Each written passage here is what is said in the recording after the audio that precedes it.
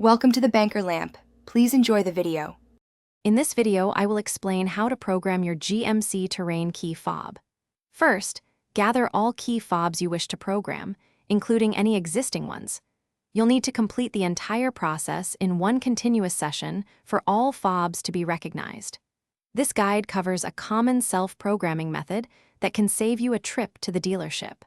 Let's get started with the initial preparation steps to ensure a smooth setup.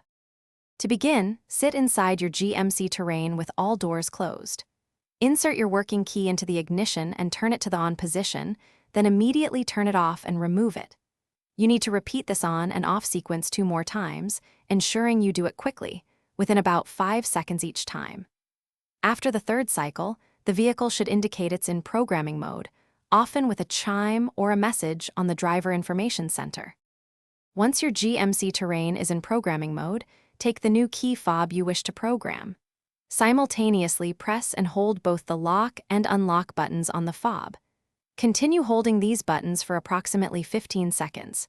You should hear a chime from the vehicle, confirming that the key fob has been successfully programmed.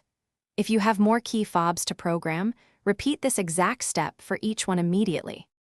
After you have programmed all your key fobs, it's time to exit programming mode.